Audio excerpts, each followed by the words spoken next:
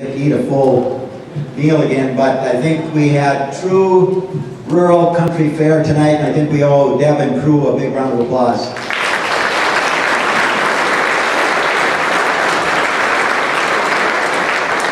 And also thank you to the cheerleaders for their work serving. Appreciate it.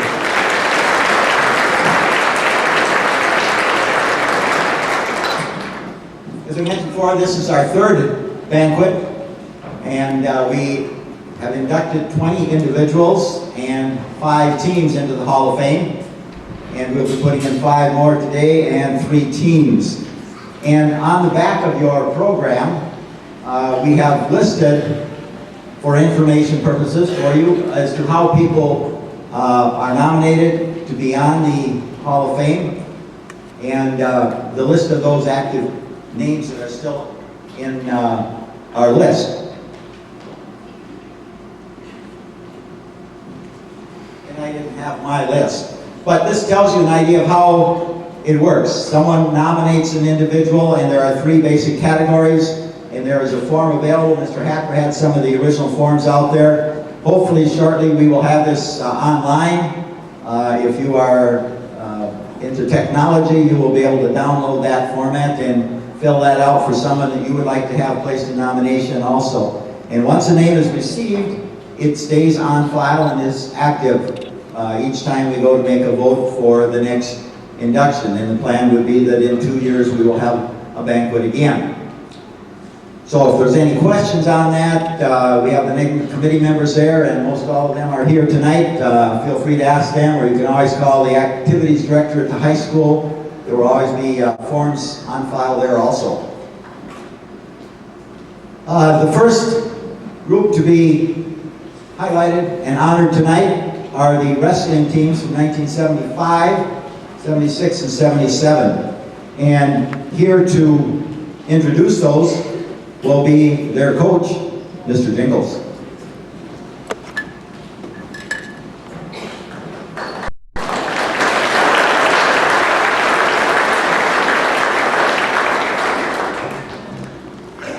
I'm just going to go over the 75 season briefly, and then we'll have the wrestlers and cheerleaders come up, and then John's going to really give you the details of this team. We went to the Moorhead tournament that year. I remember right, Moorhead High School was rated first in Minnesota, and Bismarck was there, and Canby was there, and it ended up that Moorhead got third in the tournament, Canby got second. Bismarck was by far the best team up there. That was the year of the Super Bowl blizzard.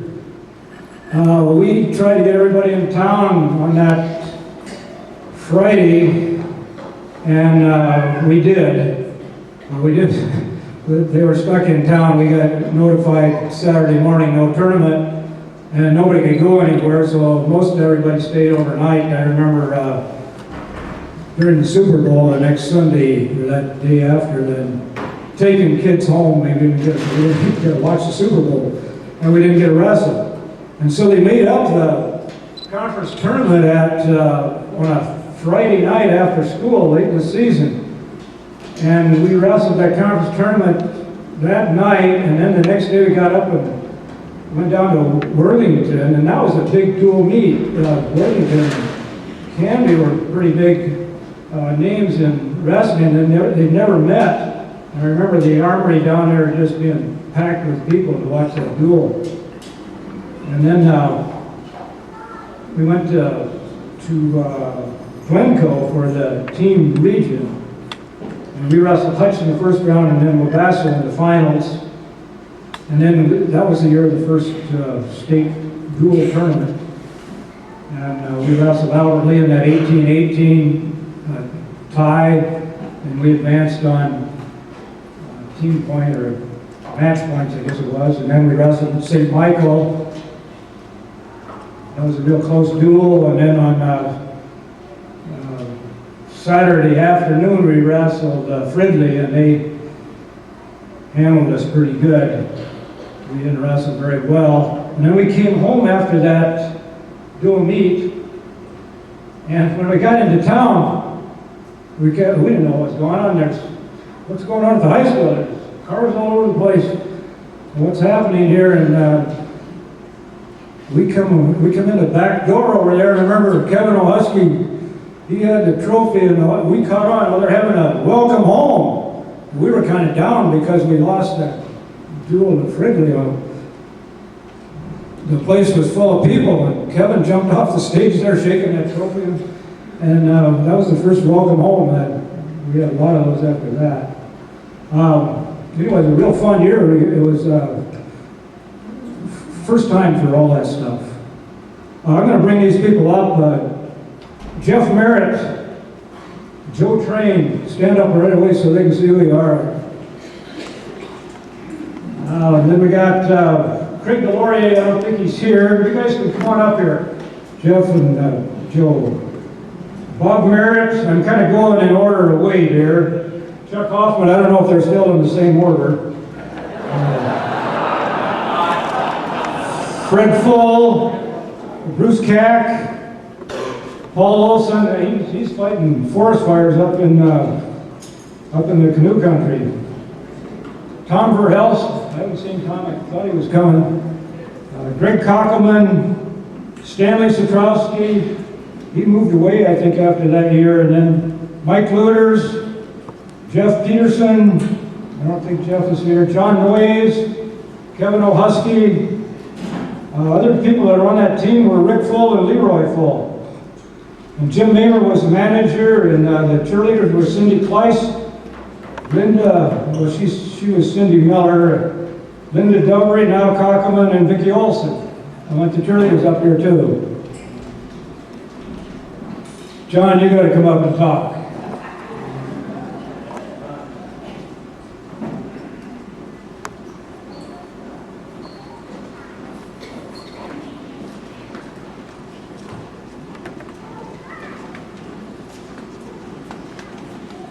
Wow, I'm honored to be standing up here with all these great Canby athletes.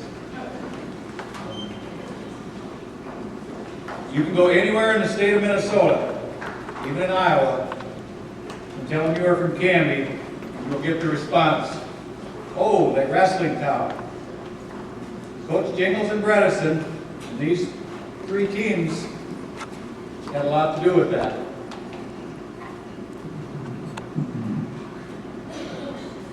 I got a letter from Gordy Ingesmo.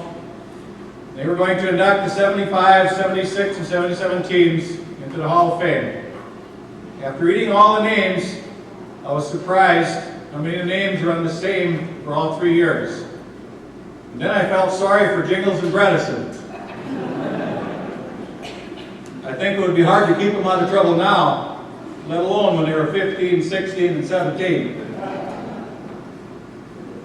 I'm not sure why the last 4 years of high school, 36 years later, a person can remember things like yesterday. I remember Bob Merritt in the region finals, beating Capsion Kim, the defending region champ, 6-2. I remember Tom Verhelst washed a red sweatshirt with his practice gear and got the name Pinky. Kevin O'Husky at Watertown match, pinned their defending state champ in the first period. Chuck Hoffman lived across the road from us. I was giving him a ride home from practice with our big 65 Ford Galaxy 500. We were by Lawrence Close's place, and yeah, maybe I was pushing the driving conditions a little, but we ran the ditch. I knew if I stopped, we'd be stuck. So I punched it. Well, I must have punched it a little too much, because we came out of the ditch, across the road, and into the ditch on the other side. A week later, Chuck had his own car.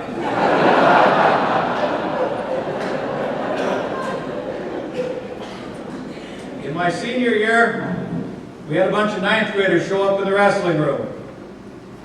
Jingles had us doing takedowns. Here comes this kid. I didn't know who he was, but he took me down. And I thought, oh, lucky devil. A little bit later, he took me down again. Of course, I had to tie him up in a knot and give him chest taps. kid turned out to be two-time state champ Tom Hansen. I talked to Steve Bach this morning, and he told me that I did the same thing to him. Imagine that. The wrestling benefit was held at the Bohemian Hall. The girls came running out of the outhouse screaming. Turned out there was a woodchuck under it.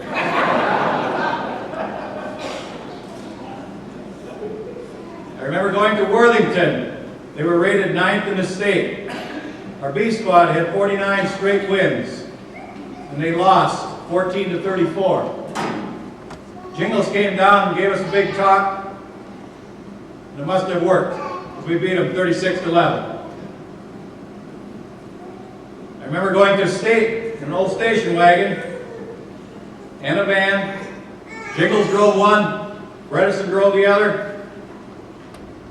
But before you get in them, you better find out where Cochran and Ulster were. Because if they had some beans the night before, you might be in for a long ride.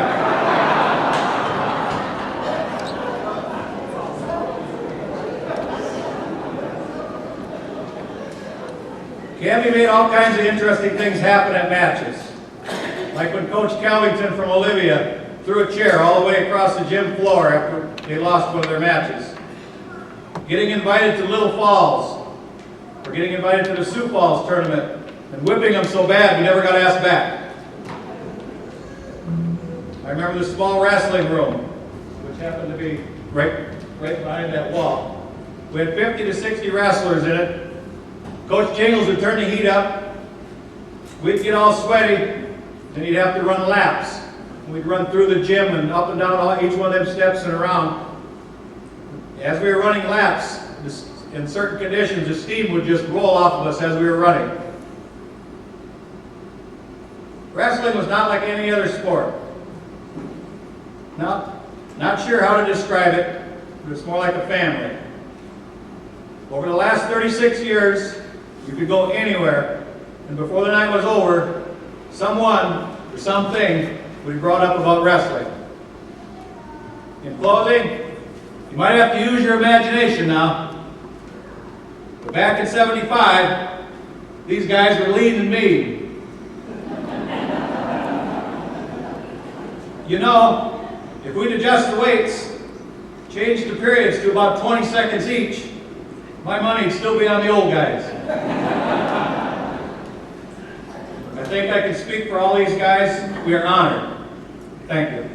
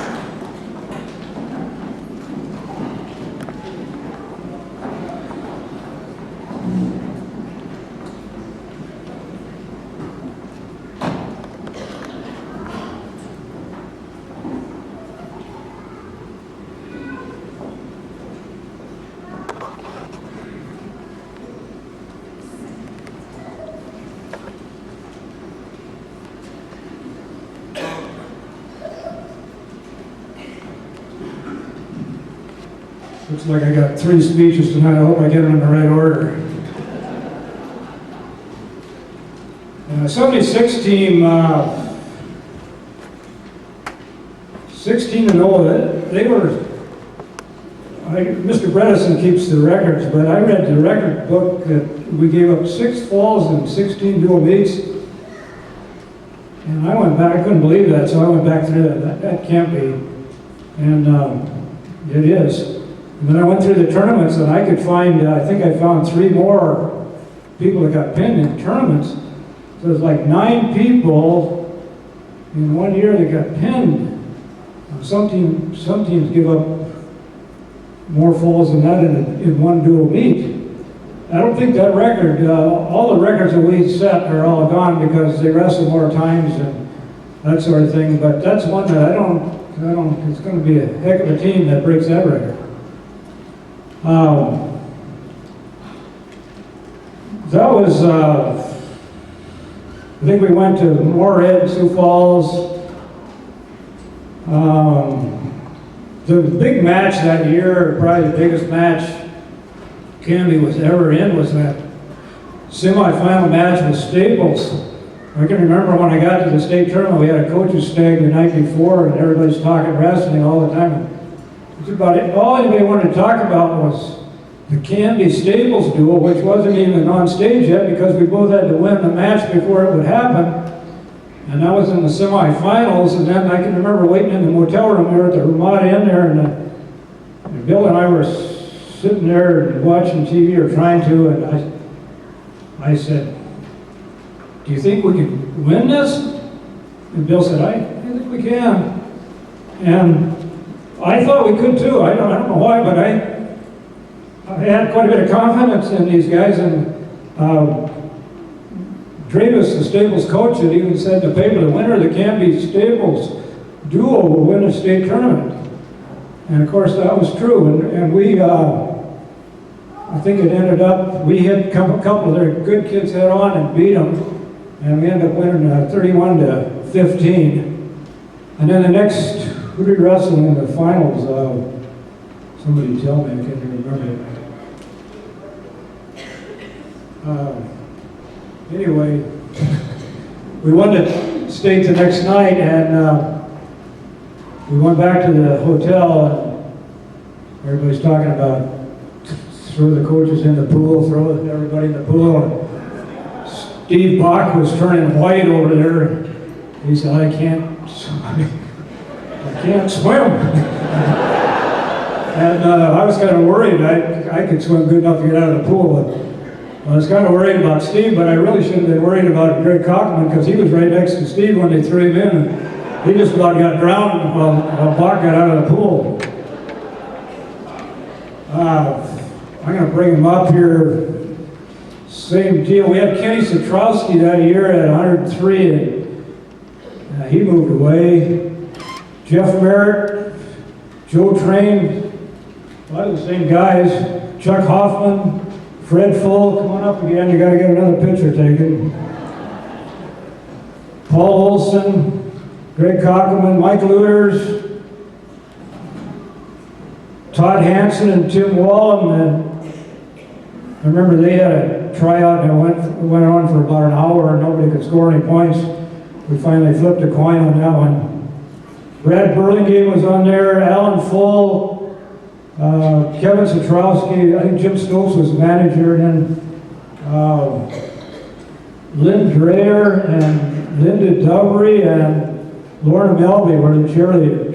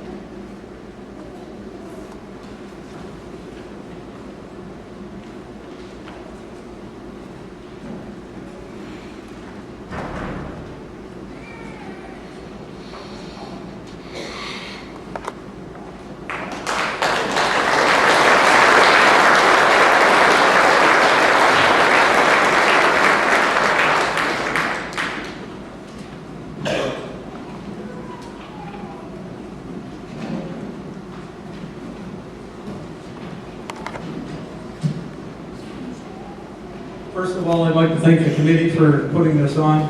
Thank everybody that came out to enjoy this evening. First off, John, I have no idea what you're talking about. And just to straighten something out about that near drowning incident, Steve Bach ended up using me to save his life. I was standing on the bottom. He had a hand on top of my head holding himself out of the water. And of course his wife made the comment that we were in the shallow end too.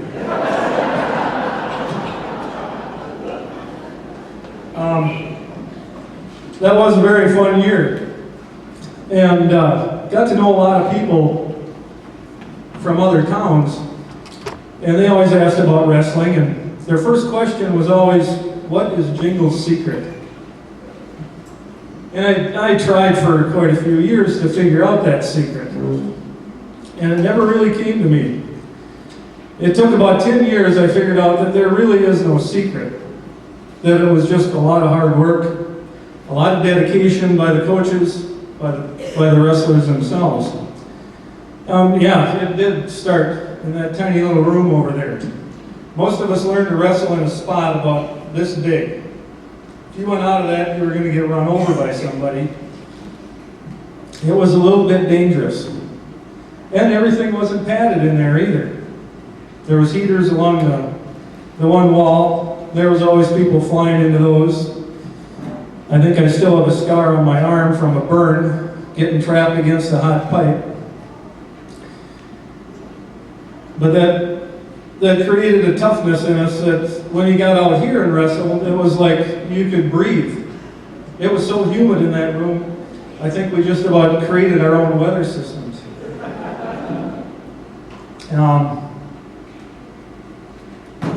Gerry mentioned something about Todd Hansen and Tim Wallen on a tryout. And those two guys did try out for over 40 minutes. Paul Olson and I were asked to judge it. And it was like one guy would shoot, the other guy would shoot. It was just a dead heat. And then they finally ended up wrestling sudden death, which was kind of the wrong term because it was a long, slow death, wasn't it, guys? But that was the kind of dedication that it took. I mean, you fought every minute, every inch, every point you scored. A couple things. The coaches,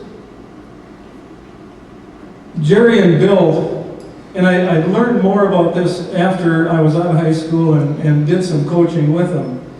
I was a junior high coach for a while, and it was amazing how much time they spent with everybody in that room. Not just the Fred Fulls and Jeff Merritts and those guys. I mean, they worked with every kid to make sure they were the best they could be. And I always really respected both of them for, when you were out there wrestling, you didn't have a coach yelling over your shoulder. The only thing we had to do is if there was a break in the action, if you went off the mat, you had to look at them. And after a while you looked at Gerry and you listened to the other coach. Because he was going to tell you what you were open for or what the other guy was going to do. So they did their coaching in the wrestling room and left the wrestling to us on the mat. Now, yeah, that was a lot of fun that year. Couple things. There were some guys that really had to cut weight to make the team. Chuck was one of the first ones to come to mind. When you're stuck between two-time state champs, there's one weight class open. It's what you go for. But Chuck intimidated a lot of other teams. He'd walk up to the scale, you know, not many clothes on, and you could see the veins on his stomach muscles. Now, you want to see some jaws drop. It was an intimidation factor. And then, you know, Steve Bach, how many miles did you run on those steps to stay at 185? But we had some good guys down below. Kenny Satrowski would start it out, and he was always a real high energy guy. Then by the time they got through with, the Joe Trains and Jeff Merritt and Chuck and Fred and Bruce Keck, by the time it got to me and Paul, a lot of times if I won or if I didn't get pinned, the match was over. They couldn't beat us. And that was a lot of fun. Now the season, like Gerry said, the closest match we had was Marshall, which was kind of disappointing to us because Marshall was kind of a rival. We did not like wrestling him. And I think we were a little bit noisy on the way down there that night. As Gerry told me a few years later, he thought he was the only one on the bus that thought there was any chance we could get beat. Because we like to have fun on the bus. We stayed relaxed. That Moorhead tournament we went to with all the good teams, this is back when they had a break in the action between the afternoon session and the evening. And a bunch of us were out on the mat, and we started rolling around, and pretty soon we were doing all-star wrestling moves. Cease, maybe you can help me, flying mares and elbow drops. But anyway, we had no idea that a Fargo TV station was there doing a spot for the 10 o'clock news. A week or two later, I talked to my brother-in-law, Rick Callens of Minnesota fame, wrestling. He said, I saw you guys on the 10 o'clock news. What the hell were you doing? I said, we were warming up. Yeah, but he said, you weren't doing wrestling moves. I said, we sure were. There was atomic drops. He said, there was all kinds of stuff we were doing. And he goes, well, the guy that was doing the report, he looked really confused. Well, I said, yeah, the atomic drop was outlawed about 30 years ago. But we kept it pretty loose until you stepped on the mat. When you stepped on that line, then it was business. Now, John was talking about the vehicles we took to the state tournament. I don't understand. But my senior year in '76, we went to the whole tournament went a lot better. We went directly from Canby to the Civic Center. We didn't do a tour of the Minneapolis-St. Paul International Airport. Or was that on purpose, Gerry? He looks innocent, but he's not. But anyway, that's about all I've got. I want to thank the fans, the coaches, the cheerleaders, especially one of them, and parents.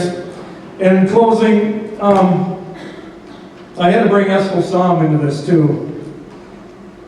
Estel did the speeches at those welcome homes. In our senior year, he told us that this was a big deal to win the state tournament, that you'd remember it, and that it would always, as you get older, it's going to get bigger. And I think it got a little bigger tonight. Thank you.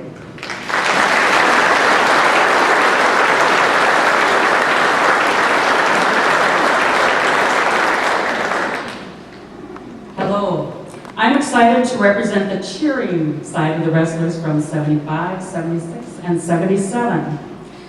And to begin with, let me tell you that I was the black sheep of my family. My two older sisters were awesome cheerleaders, and I planned to follow their footsteps. But I had to do it my way. And in the 8th grade, something different happened to me. I discovered wrestling. Not the wrestlers, but the actual sport. And I decided to buck the Dovery system and informed my folks that I was going out for wrestling cheerleading. Now, I'm not going to say exactly how that went over, but it was the first thing I remember actually crying for in my short life up until then. And I think I did convince them that I could be the best I could be, cheering for a sport that they knew little about, but they were soon to learn a lot more about. And I've never regretted those tears. We were part of that privileged group because the state of Minnesota decided to implement the team wrestling tournament in 1975. And that brought a whole new depth to the sport. Canby had really good wrestling for many years, and they laid a strong wrestling foundation here. Then these guys from 75, 76, and 77 thrived in that setup and earned the right to be called the cornerstone of a real dynasty. There were many teams that came later to raise that dynasty to new heights, but these guys here tonight, they were the cornerstone. And I've heard other towns claim to have dynasties in any given sport, but I think if you go to the state tournament for wrestling nowadays and open your program to that one page, the one that lists each town and their state tournament appearances, and if you look down under the name Canby, their list is about 3 times as long as almost any other school there. And now you compare that to any town, and you look at how many times we made trips to that state tournament, how many times we placed in that state tournament, and how many times we were the actual state champions. You realize what a true dynasty is, and that it isn't built overnight, in a few years, or even over a decade. Now, I know we've heard our parents tell us about hard times they had growing up, and how they walked uphill both to school and home from school. And things were a little different back in the 70s for cheerleaders too. I don't know when the cheerleading pillow came into existence, but I know back in my olden days, I had a lot of black and blue knees from kneeling on the wooden gym floors. Not that we had much time to stay on the floor during a match, because the guys kept us on our feet with all their amazing moves and their displays of brute strength. And we would never complain about that tough floor because we had the absolute best seats in the house to watch the absolute best wrestling in the state of Minnesota.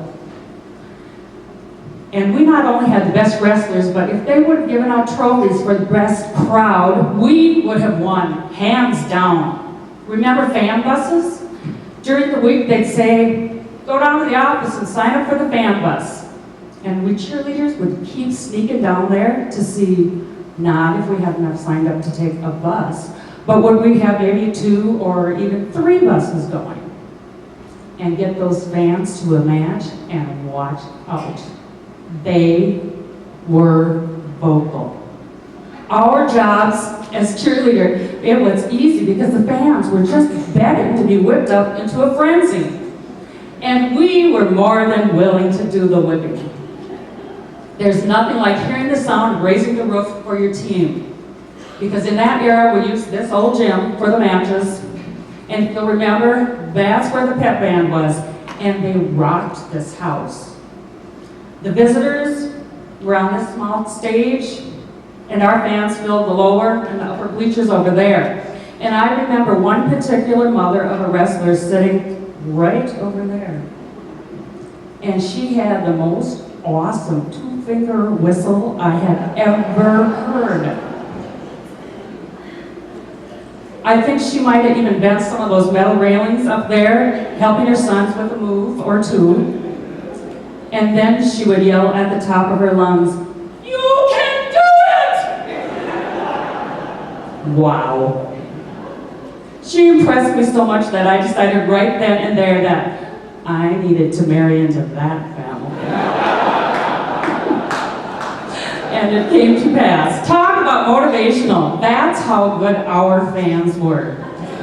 So I would like to say thanks to my mom and dad for saying yes, and to thank the fans for their enthusiasm, and most of all to thank the team for giving us something awesome to cheer for, something amazing to take pride in, and for giving us memories to last a lifetime.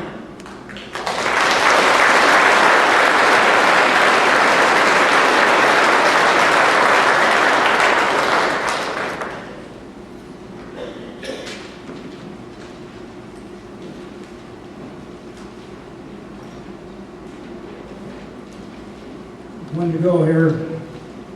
This is 77 now.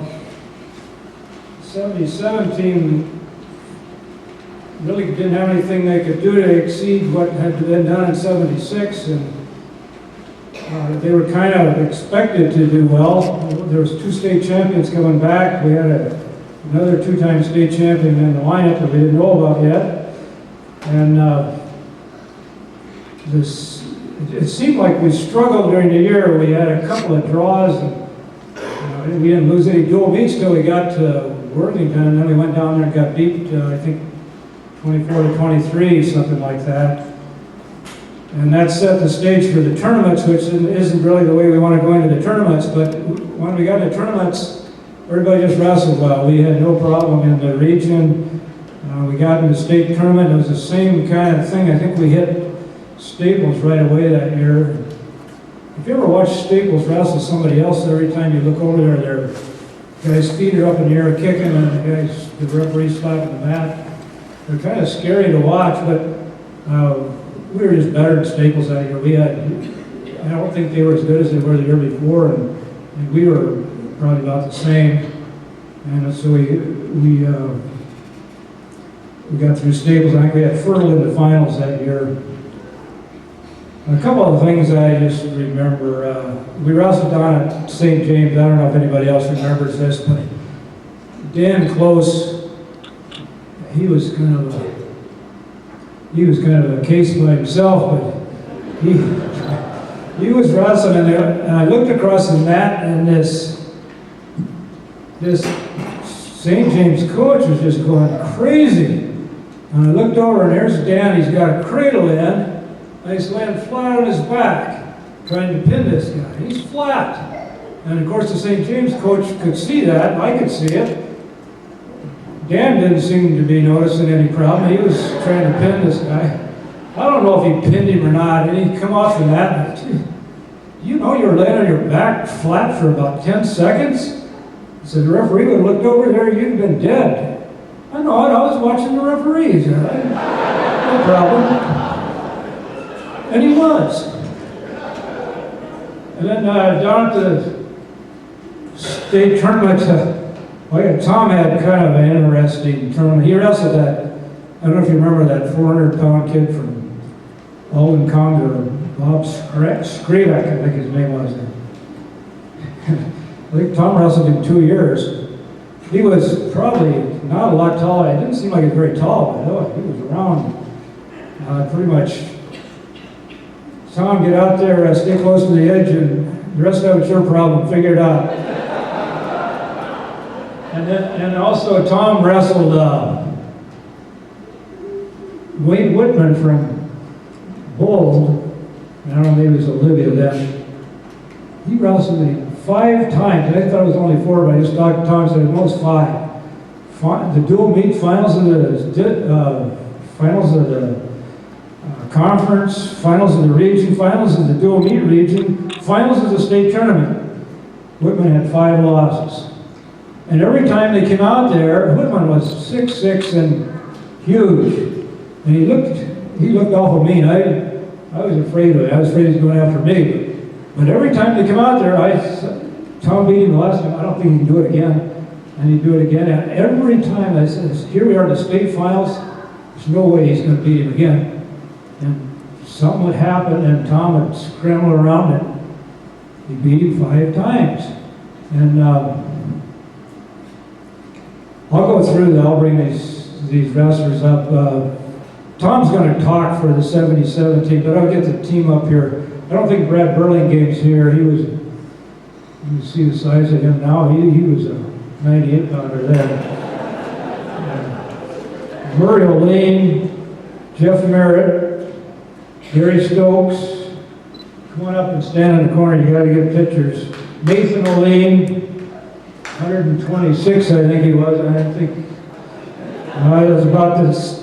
By Sunday, I think he was 146. Fred Full, Rick Jesney, Dan Close, Mike Luters, David Somm, Steve Bach, Tom Hansen. We had Tom Victor and Warren Matthews, Bob Stokes on that team, and Bill Cack was the manager. I think it was Bridget Nemitz and Jerry Burkus and Lori Giese were the cheerleaders that year.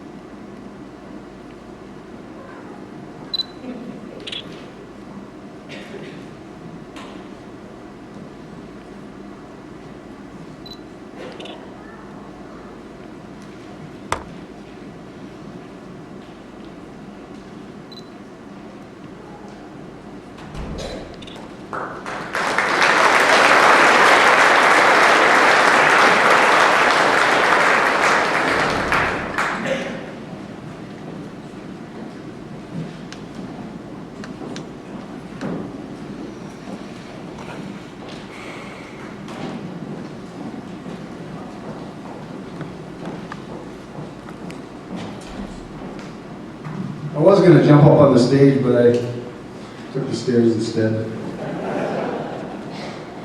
33 years ago, I started thinking last week in my office about how could I remember 33 years ago, and I started thinking back, and it wasn't very hard. I remember the first day of practice 33 years ago, setting the goal of winning the team championship again that year, and we did it. I remember Mr. Jingles' notepad. That was his coaching tool, and it came out the day after the match, and he sat down with you and talked about what you needed to improve on. And it really helped, I think, all of us. That's why I didn't say much during the match. He wrote down notes, the next day he worked on it and he got better. I remember morning runs in the gym, like everybody else. I was up here, up through the cafeteria, and I can still see I was the slowest guy, but I still got around the gym as much as anybody else did. I remember the songs that Greg Cockleman and Paul Olson taught us in the back of the bus. I cannot sing them now. And it's not because I can't sing. I remember Ferdful sitting quietly in the stands, watching the match, and never disagreeing with the referee.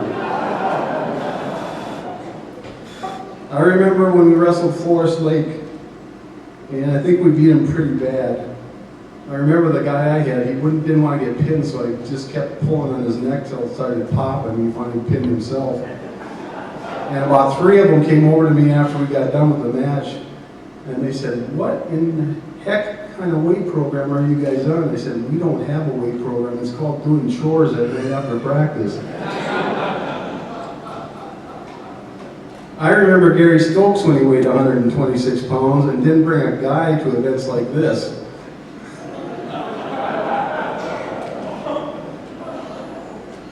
And I too remember wrestling Bob Scraybeck in the semifinals 2 years in a row. And Gerry, he was tall. He was 6'8", 435. And the first year I went to Gerry, and it's first, I think, time all year I asked him for advice. I said, "How do I beat this guy?" He goes, "I don't know."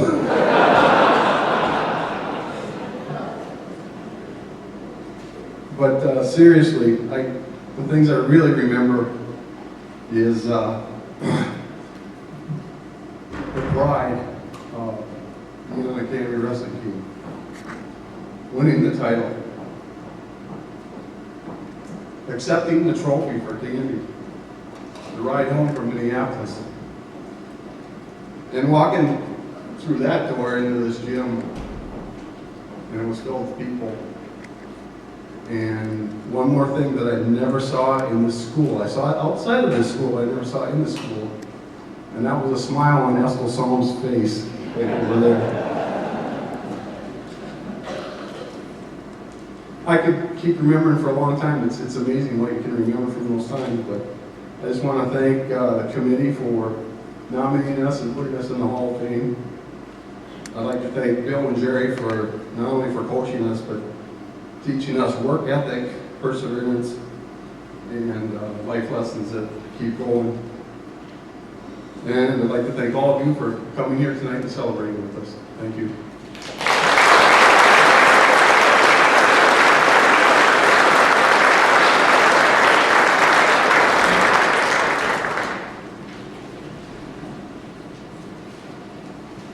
Thank you, Gerry, and speakers for the respective teams.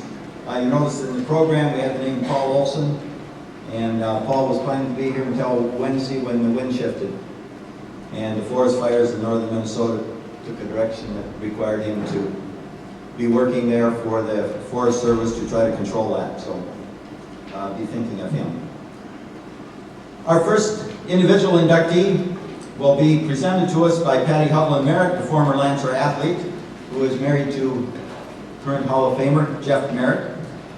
And Patty was both an assistant and head coach for the Lancers in cross country, and she is going to introduce one of the runners that she helped coach.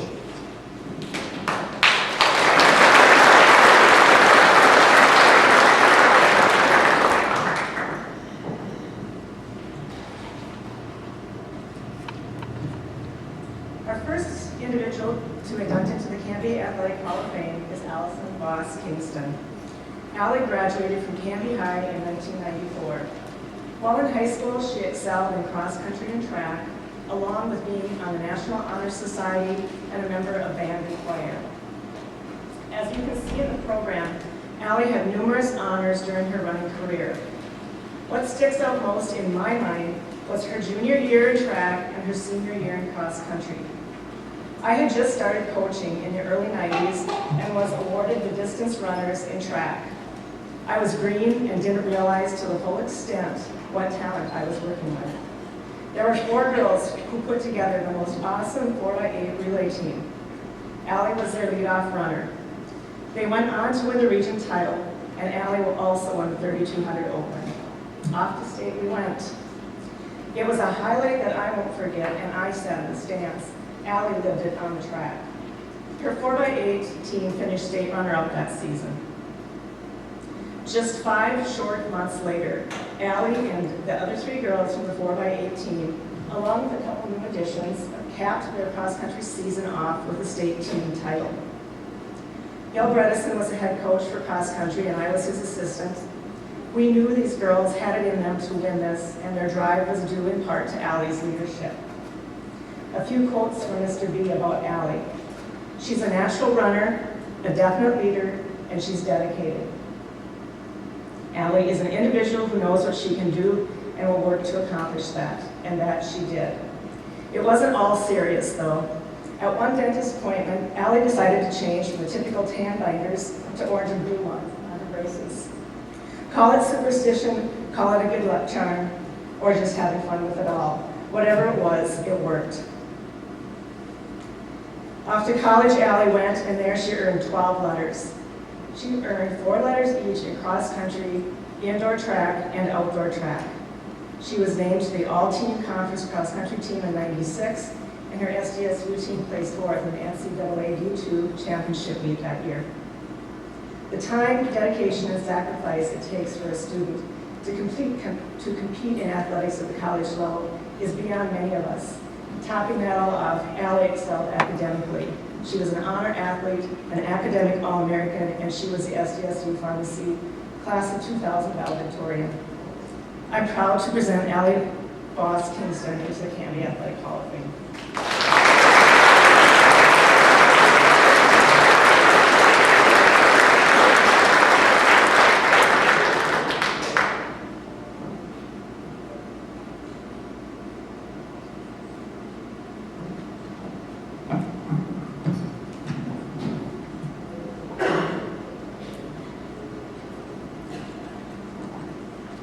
Thank you so much for this award. It's a great honor.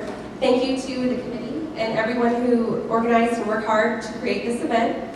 And thanks to all of you who have attended to show their support for CHS. And especially to my family and friends who are here for me. I feel very blessed tonight. Running for the Lancers was an awesome experience, and anyone who has been a runner will share some common memories. Many of my best high school memories are practices, meets, bus rides, team dinners, celebrating victories together with my teammates. I think back to lacing up our shoes together, dreading a tough practice, bumpy bus rides, everyone nervous for a meet, crisp, beautiful autumn days on the course, and sunny springtime track meets, donuts from Coach Reticent after morning practices before school, and most of all, I cherish my memories of running alone with one friend or with the whole team, on country roads, streets in town, golf courses, and around the track. And because it's Minnesota after all, we ran in every possible kind of weather. Running cross country and track, like wrestling, are a great mix of teamwork and individual effort. Each athlete puts in the time and effort to prepare, and then when the team comes together, we encourage each other, take turns doing the hard work, and stick together during good times and bad. I remember an article on my bulletin board at home that pointed out the lessons in teamwork that can be learned from observing a flock of geese. Geese work together by flying in a V formation. They take turns being the leader and being a follower, and they take turns doing the hard work. They work as a team toward a common goal or destination. They honk from behind to encourage those up front to keep up their speed. And if one goose falls out of formation, 2 or more other geese will follow it to the ground to protect and care for it. I am so grateful for my coaches, especially Coach Bill Reticent and Coach Patty Merritt, for guiding me toward my goals, encouraging me, spending the time with me and the team, and helping me believe in myself. Thanks to my awesome teammates, Teresa, Alison, Pam, Ann, another Alison, and many more, for their friendship and for all the great memories. And thanks to my mom and dad and the rest of my family for taking care of me and for all the honking they did for me. When I think about this award, it's just another gift I've received from Canby and Canby schools. This community is a wonderful place to grow up. The people of Canby support their schools and their athletes, and it really shows. Even though we're a small town, there are still so many opportunities for young people to get involved in something and really succeed. You're encouraged to participate in anything and everything you want to try, and everyone has a chance to shine. This is not the case in all schools, and it's a real gift to students and something that we can brag about. Thank you for all the support that I received as a student athlete and the support you offer to all the young people here. And thanks again for this great honor.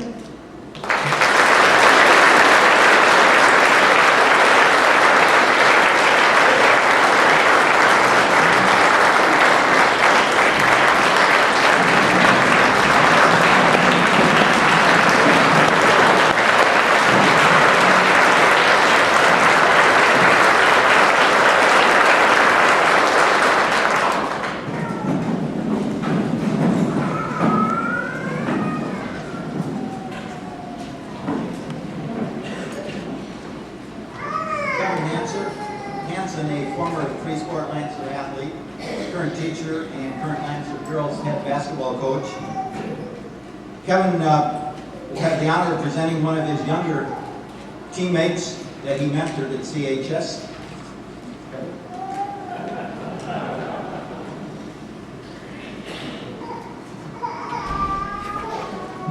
Thank you, Mr. Larson.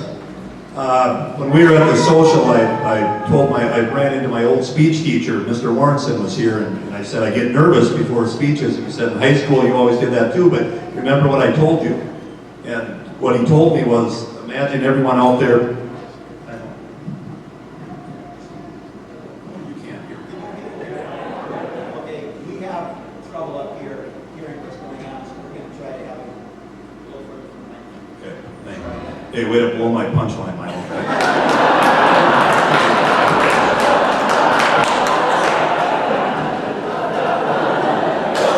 Can you hear me now, Milo? Well, anyway, Mr. Warrenson, my speech teacher, we were talking about being nervous talking in front of people, and he said, well, just do what we did in school. Just imagine everyone in the crowd being naked, and it'll make you feel good. And then I looked out and I saw Larry Husband, and I'm going to Plan B. I'm not going to that. As Milo said, my name is Mr. Kevin M. Hansen. I am a 1982 graduate of Canby High School. I currently teach and coach in the Canby School District. I've known Paul Hubert for 36 years, and I am here to present him to the Canby Hall of Fame. First off, I want to congratulate all the wrestling teams. I was a basketball player, but I grew up admiring your work ethic and everything that you've done, and all the other individual Hall of Famers. Please give them a hand. On a personal note, I'm glad Mr. Jingles does have one more speech. I can listen to you all day long, so that's great. That's coming up. In 1975, my family and I moved to Canby, and shortly after that, I met Paul Hubert. After getting to know him, I knew that I had a lifetime friend that enjoyed and loved sports. As time went on, we were in the same VFW, Legion, Town Team baseball teams, and in high school, we were teammates on our football, basketball, and baseball teams. Paul's success in athletics in high school is no surprise to anyone. He was either a 3 or 4 sport athlete every year. He competed in football, basketball, wrestling, track throughout his high school career. In high school, Paul earned 10 varsity letters. He was all-conference in football in 1981 and 82, and he was his team's most valuable player in 1982. In baseball, he was all-conference in 1982 and 1983. He was the MVP in 1983. High school teammate Dan Verscheldy states, Paul is one of the smartest athletes and most athletic people that I have the was fortunate enough to play football and have as a classmate. He always conducted himself in a professional manner on the football field, and what happens off the field stays off the field. Paul is the type of person that deserves his honor. Congratulations, that was Dan for Shelby. Another teammate of Paul's who played high school and college football with him, David Christensen, added, Paul was the ultimate team player in high school and in college. He gave a new definition to you touch a pass, you catch it. I remember my last game in the Dome when I was in college and we needed to go 90 yards to score late in the game. I looked in everyone's eyes in the huddle, and when I met Hruby's, I knew we were going to get the job done. David Christensen. Kyle, Stephen, and Jenna, you've heard a lot of stories about your father as you've grown up, and most of them I'm sure are true. But I do have some unpublished school records that I would like to share with you that no one really knows about. Paul Huber, soon to be Hall of Famer Paul Huber, holds a record for falling out of a varsity and a B squad basketball game on the same night. That's 10 fouls. Not only that, at that time you could play 5 quarters. I think you only got to play 2 total quarters at both games. The time was 3 minutes and 12 seconds. But they were worth it. Another thing was, and I think Coach Jingles can attest to this, but Paul Huber holds, and again, an unpublished school record for the most winter sports he went out for in 1 month. He started out, I think this was his 9th grade year, but he started out for basketball for 2 days, wrestling for 3, basketball for a week, wrestling for another week, and then he ended up with basketball. So, and this last one, Renee, I can't prove this, but I think he dated the most cheerleaders in one season. I think that is true. As a college athlete, Paul played football and baseball at the University of Minnesota Morris, where he received All-American honors in 1984, 85, and 86 in football. He also received All-District honors in 1987 and was the team's most valuable player in baseball. I had the opportunity to watch a number of Cougar football games when Paul was at Morris. And that's when Morris football was at the peak. And Paul Huber was a standout on a very talented team. He wasn't the biggest or fastest guy in the field, but he did always do things to separate himself from the rest of the field. He always ran great routes and blocked very well for his size and helped make Cougar football fun to watch. Wayne Petermeyer, Bob Bundy will like this one, also known as Ribsy. He was a teammate of Paul Huber's at the University of Minnesota Morris. He wrote, when I first got to Morris, I came out for football and I was a walk-on my first year. The team had actually been practicing for 3 weeks before I got there. When I arrived, I started practice, and Huber was one of the players that came up to me and introduced himself and told me to stick around and learn routes with the other guys. Paul always wanted his team and himself to be the best they could be. He worked hard at route running as a receiver and would stay after practice. He was another teammate and good friend of Paul's. Paul was a tremendous competitor and teammate. He had a great sense of work ethic, paying attention to detail, yet having fun at practice. He was extremely loyal as a teammate and a true Cougar. Most of all, he had that game day desire that was unmatched. His drive to win was phenomenal. Congratulations, Paul. The Lancers should be proud to call you one of their own. As life moved on, Paul was named head football coach at Canby. It was during this time when I had the opportunity to coach with Paul, and it was an experience that strengthened me as a coach. When Paul took over the football program was in the midst of a 20-game losing streak. And the program wasn't in real good shape at that time. In his first season, the Lancers were 4-4 during the regular season, and the first game that he ever coached, he won as a head coach. It was obvious to the community that Paul was turning the football program around, and the program went on to win 2 conference championships in his tenure. As a coach, Paul had 2 simple rules. Make the game fun for your athletes and fans, set goals high and expect your players and your coaches to achieve them. As a high school coach, Paul was successful in making his athletes believe in themselves.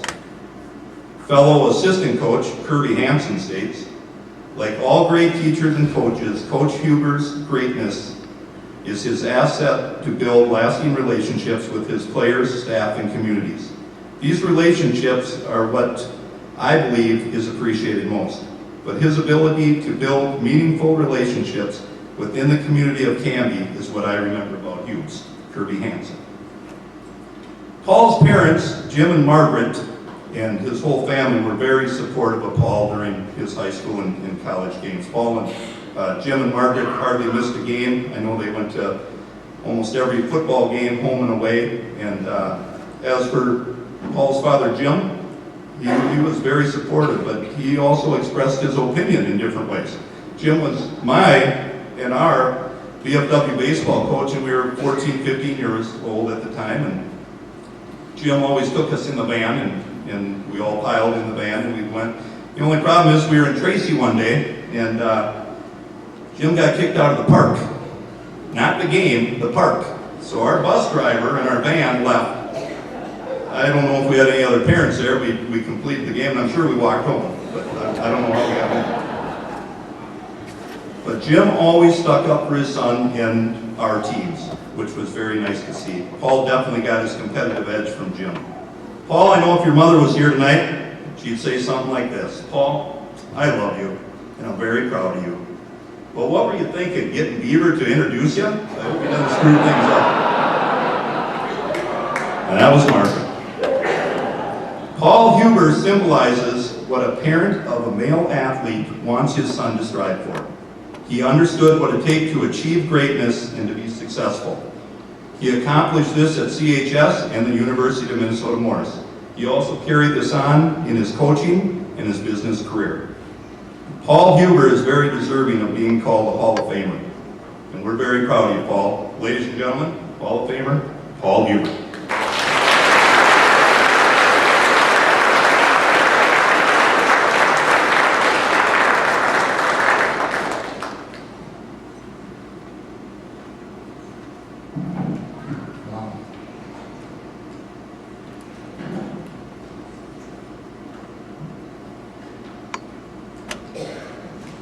Sure what to expect from Kevin.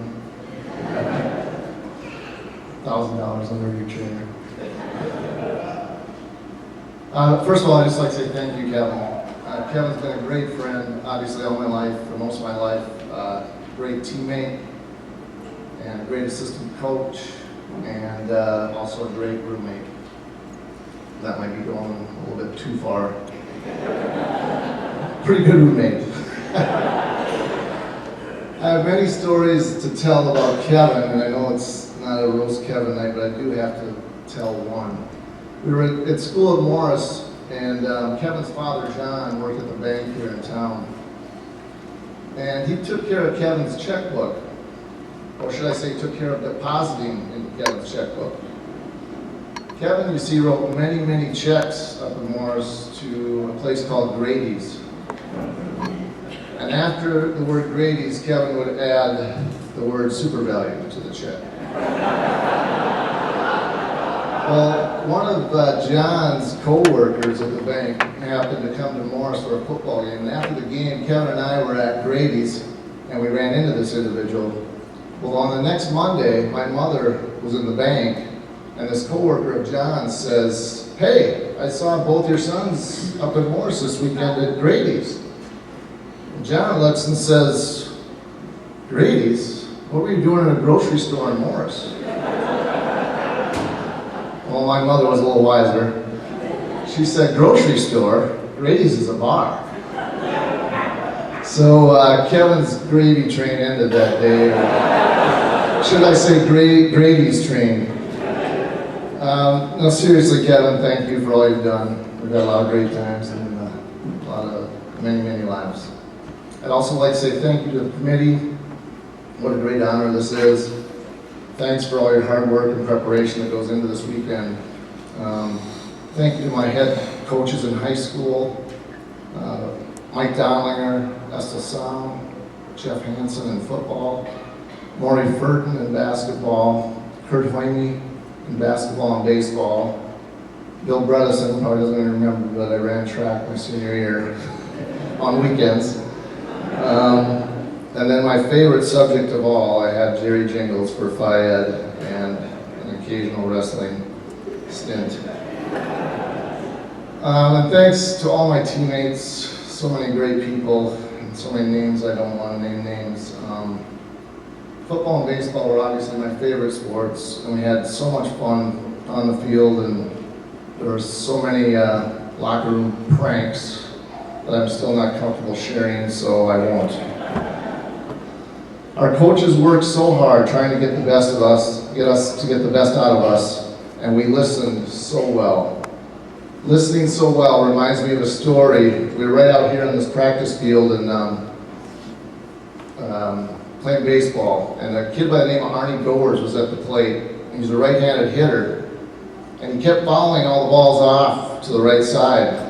And Coach Hoyme, standing in front of the third base dugout, yells out, "Pull the damn ball, Arnie!" Well, Arnie listened, and the next pitch, he pulled the ball right into Coach Hoyme's ankle. So we got to see Coach Hoyme do a little dance for a while.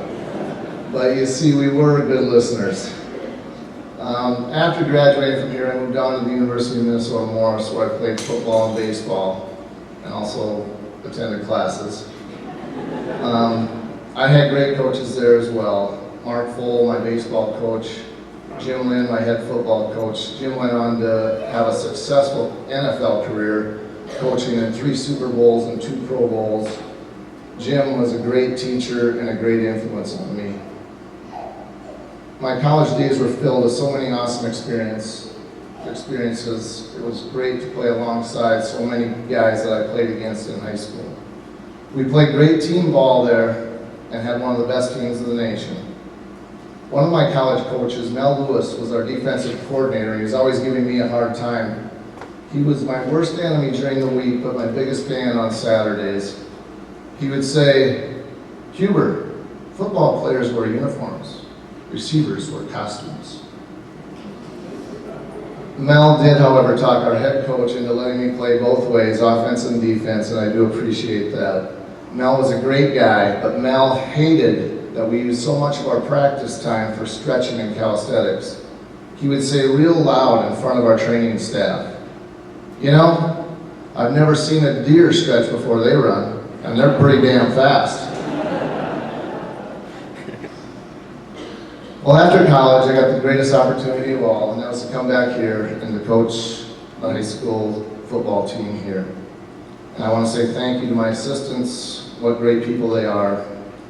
Gary Stokes, Perry Fink, Jim Heidemann, Kevin Hansen, Kirby Hansen, Jim Schmidt, Scott Snowball. Also like to say thank you to my wife Renee for putting up with all the games, the practices, and the hours upon hours of watching game film in our living room. Looking back on the coaching years, we had many great teams. Obviously, the 8-0 1993 team was a special one, but our first team, the 91 team, had great moments, ending that long losing streak and posting 4 wins that season. But one of the greatest games I recall happened during our worst season. We were the 6th seed going into the playoffs, and our guys went in and destroyed a number 3 seed on their home field. And after that game, it was like we had won a championship that night. The faces on those players was priceless. However, the bus ride home from that game is a story in itself. I was sitting in the front of the bus with Coach Heidemann, and all of a sudden I got a whiff of something. I said to Jim, "Did you smell that?" He said, "No." A little while later, I smelled it again. It was a very strong smell. It was peppermint schnapps. And believe me, I knew what peppermint schnapps smelled like. I looked at Heidemann, I said, "They can't be this stupid." So I walked to the back of the bus. I said, "Okay, give it to me." He said, "What?" I said, "I'm not that stupid. Give me the bottle of schnapps. Who's got it?" "None of us do, Coach.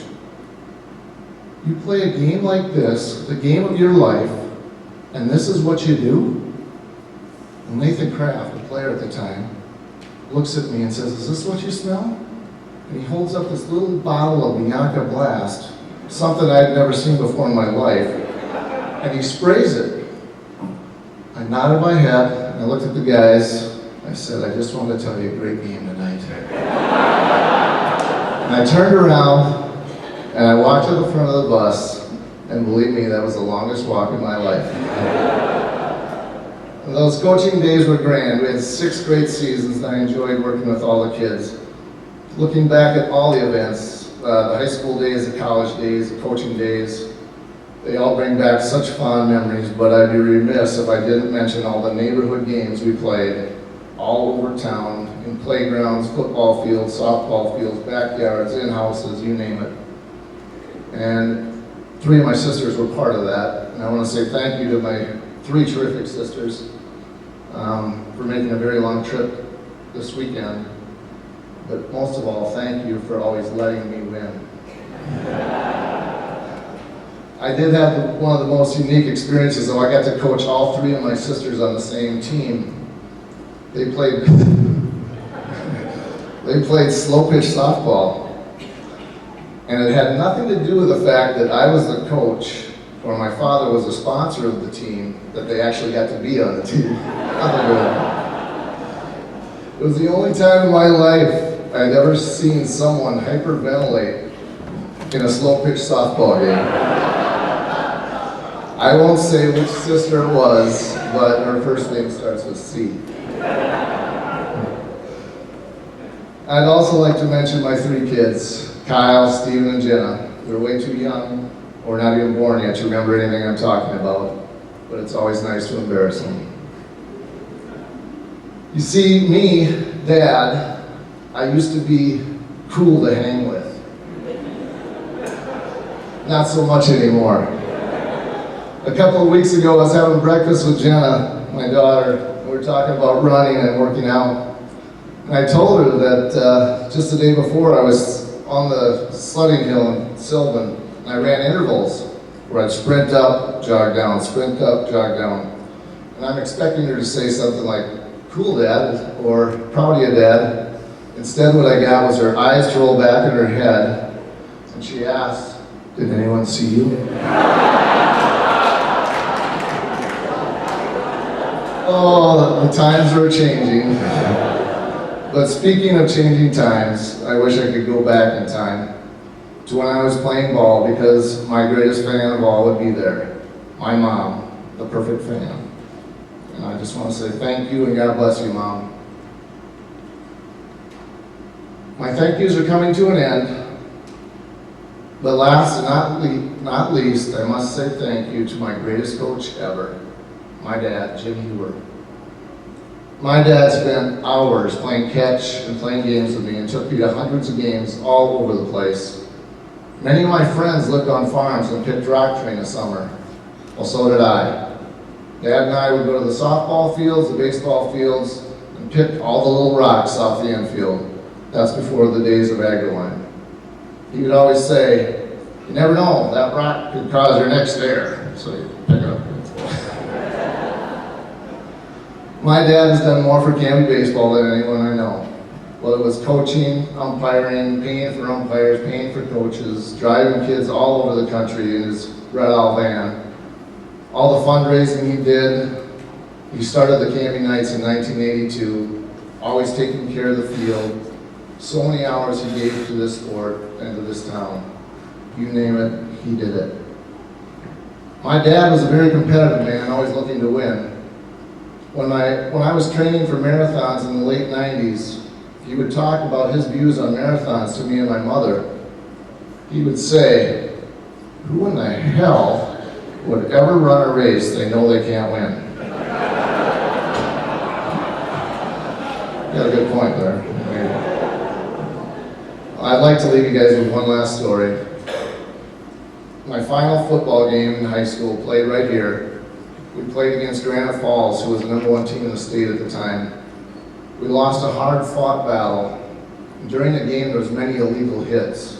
The Granite Falls players were spearing and using their helmets constantly.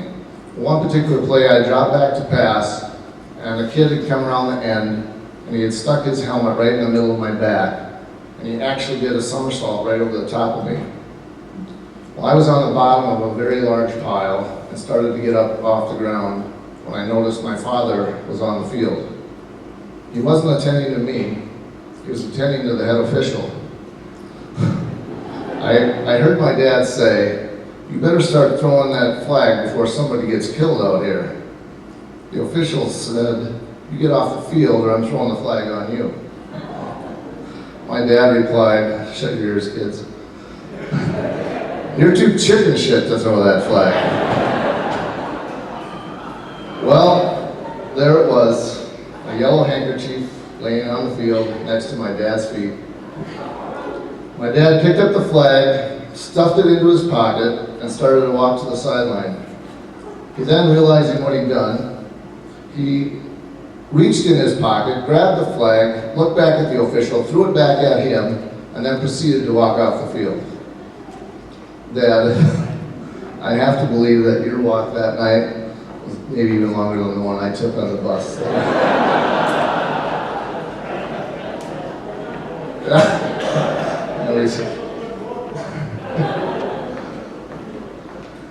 You see, now there's a fence around the field to help prevent that from ever happening again.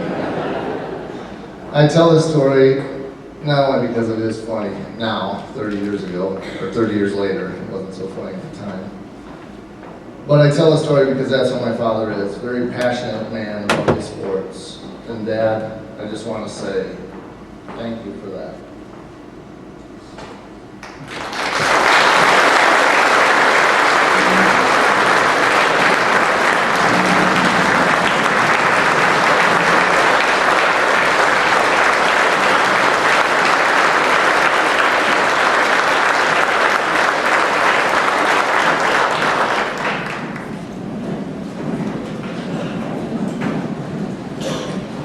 Gregg Marcus, our next presenter, arrived in Canby in the fall of 1971 and spent 10 years as teacher and coach of several sports at Canby High School.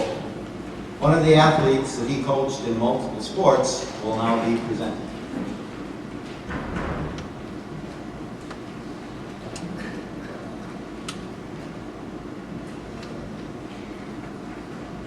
Thank you, Michael. Before I make my short presentation here, I'd like to congratulate the City of Canby, the School District of Canby, for having a Blue Gold Foundation and for having a Hall of Fame, because as you know, rural America is being put down on, and this will help hold your community together. So congratulations to everybody.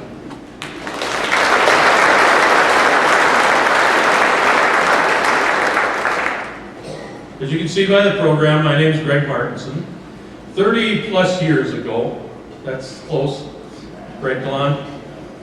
I had the privilege to coach Greg Hruby in 3 different sports. Michael sent me Greg's resume, and I read through it. And you know, as the years go on, you don't remember everything. But I read through Hruby's presentation or resume and thought, wow, it's no wonder he's going into the Hall of Fame.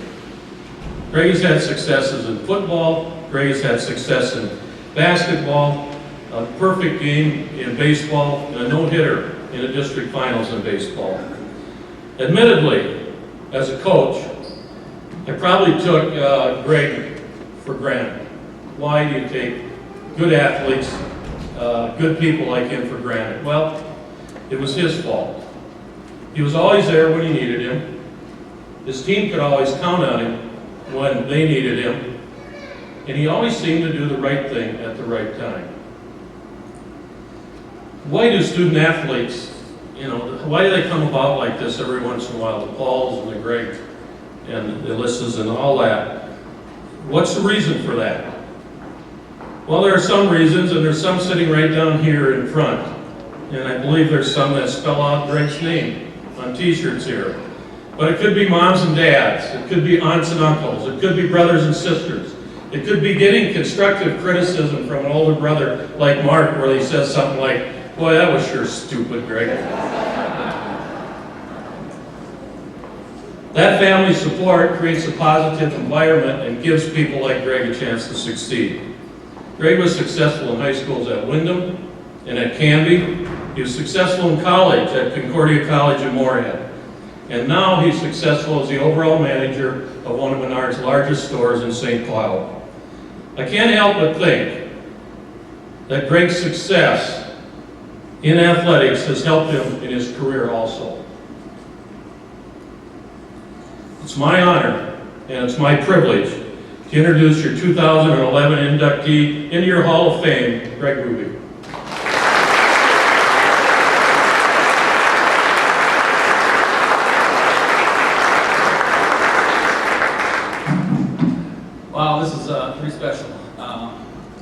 First, I'd like to thank Coach Parkinson. I'd like to thank Jim Friedel for nominating me, the committee for selecting me. I'd like to congratulate the other athletes honored in the teams tonight. It's really a great honor. Sports is a big part of my life, all the way through. We moved a lot, some of you know that. When we moved to Canby here, I think it was the 4th time we moved, and every time what got me involved in the sports or in the community and with the friends was sports. And I remember when we moved from Wyndham to Porter, going to school at Canby here, and we stayed in Wyndham because, as Coach Martin said, I played baseball there. We had a very good team and ended up getting beat in the region finals. And the rest of my family had moved up here already. And we moved, and I finally got here, and lo and behold, we had a baseball practice. It was Legion baseball. The rest of the team, I think, had all played on the high school team. And we get to practice, and it's my brother Mark and I, and we're meeting people for the first time, meeting Coach Marcus for the first time, and he said something about uniforms, and the rest of the team all had the same uniforms. And I'm not sure which box you dug in back in the equipment room, but he brought us a couple uniforms that were a little different color. They were gray instead of white, and they were made out of, I think, 100% wool. They were a little worn. They weren't in the best shape. And we got them home, and our mother said, I don't even know if I can make these work. You know, but she made them work. We got to the game, the first game, and you know, as I said, when you move, you get involved in sports, and you meet friends. And so we showed up to the first baseball game, and Coach Martin introduces the lineup, and both my brother Mark and I were in the lineup. And boy, that's pretty good, except for we had 2 guys that were all pissed off at us, and they weren't going to be our friends, so thanks for that, Coach. Baseball went a little bit better the rest of the summer, and then we got into football. At least I got into football, and my sophomore year, playing football again, we got an opportunity to play, and I think our first game was at Laverne, and not sure how early or late into the game it was, but Brad England got hurt, and he was our quarterback and our safety and our punt returner. And Brad was hurt, and we were playing defense, and they were punting, and all of a sudden, somebody told me, I don't know if it was Jake or Greg, said, you're going to receive the punt. So there we are, punting, and I've used just about every excuse. I couldn't use it with the sun in my eyes because it was dark, but it could have been the lights. But anyway, the punt I take off the face mask, fumble it. Laverne's got first and goal on the 5-yard line. I'm going back to the huddle, got my head down. For some reason, I looked up, and I saw Gerry Cockleman and Bruce Solomon looking me in the eyes like, what the hell is he doing here? You know, somehow we stopped them. They did not score. We won the game 6-0. And you know, we went on to have a pretty good season that year. You know, sports allowed me to meet a lot of friends, playing a lot of great teams. The teammates are really the special part. You build a relationship with them.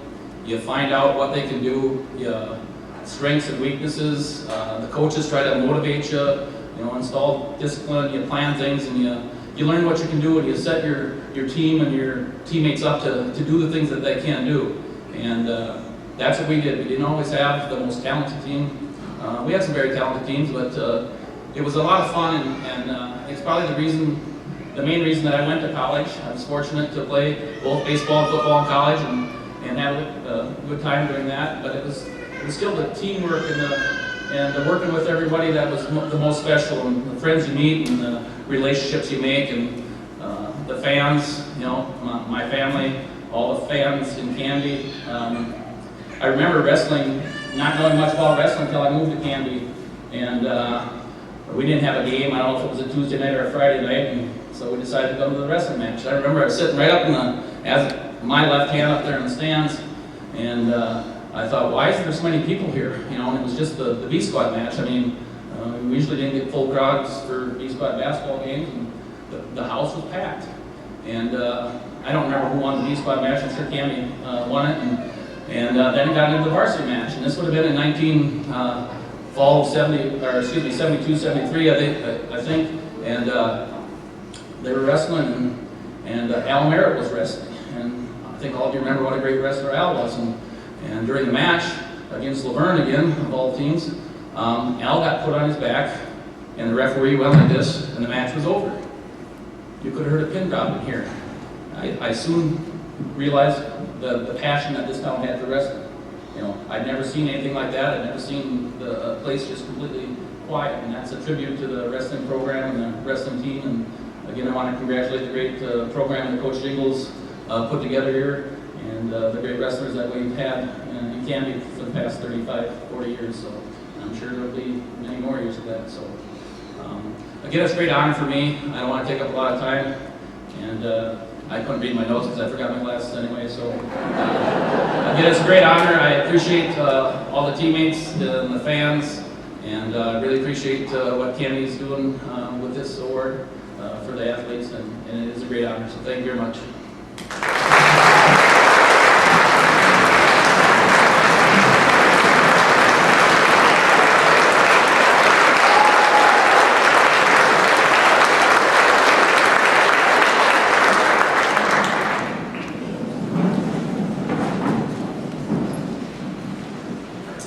Paul Miller, a lifelong Canby resident and sports fan.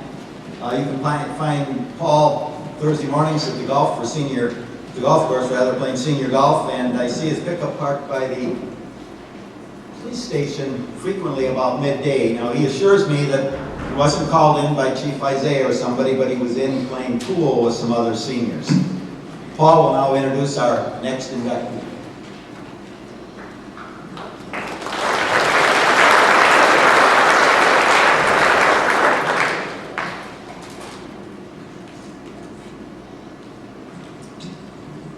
This is kind of a hard group to follow. When you come up with somebody like this, though, Wendell, which we all know as Wendy, not Wendell. Finished school here in Canby, enlightened in most all sports. His record speaks for himself all the way through. He's in the most successful basketball team, undefeated football team, oratorio, track. You know, he was MC at several functions, belonged to the student council, senior president, many things that Wendy has done. He left Canby in '55 after graduating from St. Olaf. His history is all written down for you to read off. He was an entertainer for us also at some of the athletic banquets we put on, he and a few others. Having the humor that he does always makes me think of one little anecdote that happened. At one time we had the professional basketball team, Texas Cowgirls, playing here in Canby. And they asked that the Canbys could come up with a team that would play with them, give them a little competition. Wendy being one of them, along with quite a few others of the boys that had played before it. And like all the girls were professionals, they played a good game. Young, good-looking girls, all of them. And of course, they did tend to feist up the boys a little bit to keep them rattled. Come along in the fourth quarter, one ball was tossed to Wendy. Wendy stood and looked at the girl for a little bit, teased her with it a little bit. As she reached for it to hit it, he laid it down, grabbed her, bent her over backward, and gave her a big kiss. It broke up the house. And to say the least, it really stalemated the girls for a little while anyhow. We have, since then, have granted him permission to come back to Canby. That was to visit his mother at one time, to come to class reunions, to play golf, and to join us in this honor for the athletes and coaches and so have you. With this, I just want to welcome Wendy.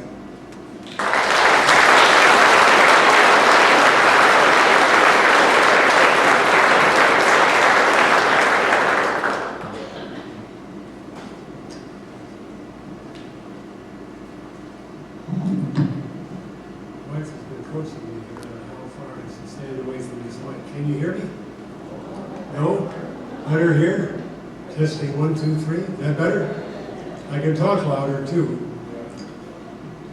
Yesterday, I got in my car and took a quiet ride to dear old Canby, Minnesota. Because I knew there was going to be talk about dear old Canby High School. Oscar Wilde defined fabrication as a man away from home. Now, yes, I am away from home, but I have a wife, 2 daughters, and a granddaughter in attendance, so I'm going to have to stay fairly close to the truth. I'm reminded of an old line of Mark Twain on the aging process. Mark Twain said, "As I get older, I remember things exactly as they happened, whether they happened or not." I entered the Canby school system as a kindergartner, and in 1951, I graduated from Canby High School. And as I look back on that period of my life, one miracle stands out, and that is that neither I nor any of my friends ever ended up in jail. We were some major league pranksters. But then I'd have to admit to you that I had an ace in the hole. You see, my granddad was the chief of police. The mayor at that time was Pat Quinlan. And Pat Quinlan used to shake his head and say, "How was I ever elected mayor in a town that's 99.9% Scandinavian Lutheran? And by my last count, there are 3 Irishmen in town. There's Father Hugh at the church, there's me, and then there's a rotund Irish cop named Harry McGorman." That was my granddad, Harry McGorman. Now, I think I learned a lot in the Canby school system, but I also feel that I learned a great deal of common sense, street sense as they call it now, from my granddad. And I'll tell you a couple of stories that illustrate what I'm trying to say. Granddad worked the graveyard shift, 8 in the evening till 8 in the morning. And on this particular March morning, it was about 3 a.m., he was dozing in his car up on the bank corner by the stop sign when some guy busted through the stop sign going about 80 miles an hour off and around the bend toward Idaho. Well, Granddad was not sleeping, he was just dozing. And he put that car in gear and he turned on his lights and the siren was blaring and he had this perpetrator pulled over before he hit the cemetery. And Granddad was kind of a cool guy. And so he walked up on the driver's side and he said, "You're in too big a hurry, mister." The guy said, I'm sorry, I'm trying to get to a breakfast meeting down in Sioux Falls." And I was just, yeah. "Where are you from? Let me see your driver's license." The guy said, I'm from Chicago. So Granddad took his driver's license and made this perfunctory trip around the back of his car to look at the license plate. And then he came back and said, "Mister, I think you've worked yourself into a little bit of a box here." The guy said, "What's the trouble, sir?"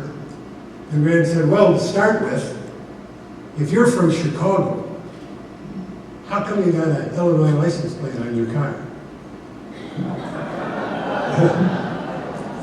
That was a joke now. I mean, I'm not trying to belittle my granddad by any means. He just never got out of Yellow Medicine County too far. Now, well, let me try another one now. I know this wrestling crowd is a tough crowd, I'll grant you that. This time Granddad was walking down the street. He was going to go down to the J.E. Cafe and have a cup of coffee. When who pops out of the liquor store but an old pal of mine, Marvin Plugman. And Marvin's got a 6-pack under his arm, and he jumps in his car. No, forget it. He jumps up on his tractor, and he backs it out on the angle, and then does this humongous turn right in the middle of the block. And Granddad, Marvin, you can't make a turn like that. And Marvin said, "Relax, Harry. These new tractors can turn on a dime." That's better. Well, let me tell you a little bit then about our moment in the sun when I was a junior and senior some 60 years ago at Canby High School. We, in my junior year, we went to the state tournament in basketball, first time ever. And boy, it was a blast. We won our first game against Mankato, then we lost in the semifinals, and we ended up fourth. Then we went on to our senior year, and this was really our moment in the sun. In football, we were undefeated. The closest anyone ever came to us was 14 points. About midway through the season, well, every week, the Minneapolis paper determined a game of the week. And there were two undefeated teams in western Minnesota, Canby and Ortonville. So they sent out the photographer and the writer for the game of the week, Canby against Ortonville. And we laid one on them, 40-0. What a game. I mean, Bob Miller was blocking guys all over the field, sometimes two at a time. Huntsy Hemish was running up yards and touchdowns too fast to count. We had a team. And before enrollment determined what class you were in, we were voted the number 2 team in the state. Imagine that.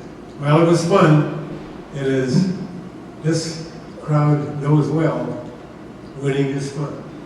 Now came the basketball season, and we had a big year in basketball. We had excellent coaches, taught the game of basketball, you know, is a team game, just like football is a game of blocking and tackling. And we had fans, oh my goodness, the fans we had. This gym wasn't built yet, so we had no gym that anyone would play in. I mean, even Ivanhoe and Taunton maybe wouldn't even play here because of our gym. So we went on the road, and our fans followed us wherever we went. Most times, we had more people in the stands than the hosting team did. My mother was a great fan. In those days, every little town had a telephone operator.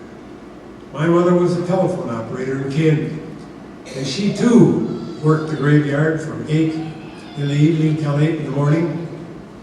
And all of these operators knew one another.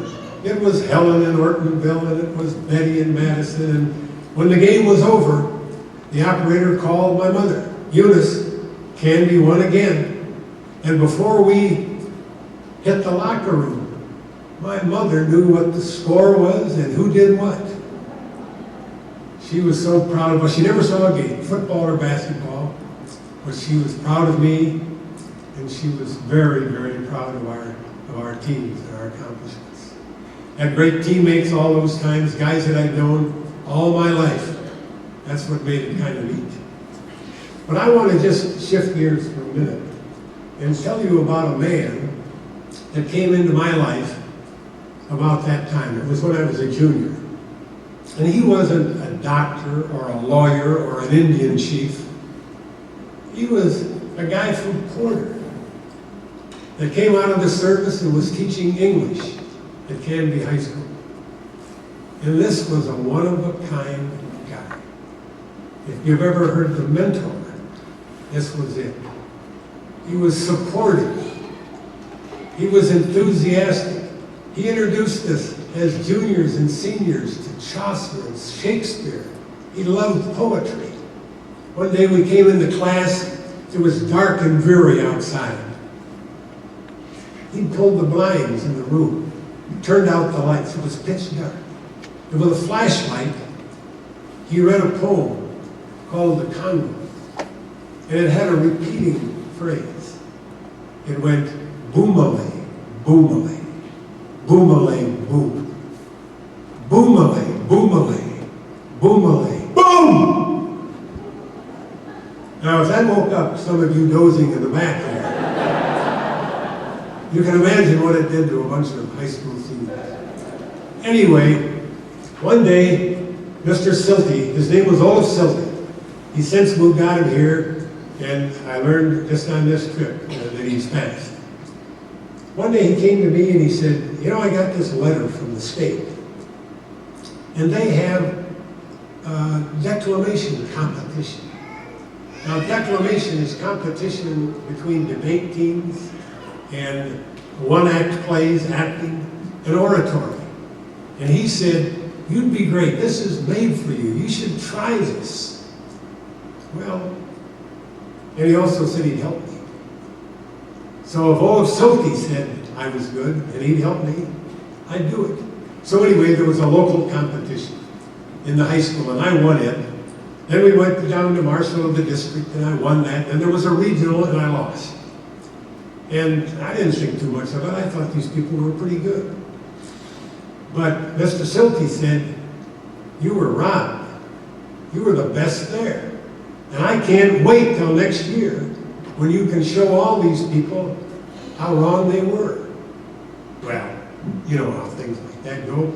Now our senior year, we have the football and we have the basketball, and on the basketball it's over. It's a high note. We get into the finals and we get bombed. And people tell us, you know, it's the journey, not the score. And I didn't buy into that too much then, but I guess it makes a little more sense now. But I no sooner got back to the school when I run into Olaf Silke in the hallway, and he says, "Wendy, you got to get ready. We got to start preparing for this speech contest." And I said, "You know, Mr. Silke, I had had my fill of competition for the year so far. I think I'm going to take a pass." And he stopped dead in the hall. And he said, "You're going to take a pass? How about me? You're going to give me a pass? How about your fellow students? You're going to give them a pass in your school?" I said, Olaf, I take it all back. I'm in. And I was.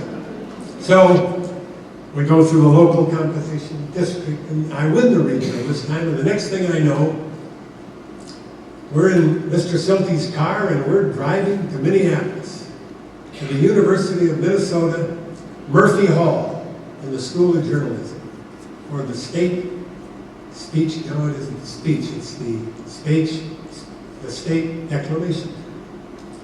And the room that the competition is held in, that I'm in, is one of these places where there's a small dais up here, and then in a kind of an amphitheater style, the seats go up just about as far as you can see.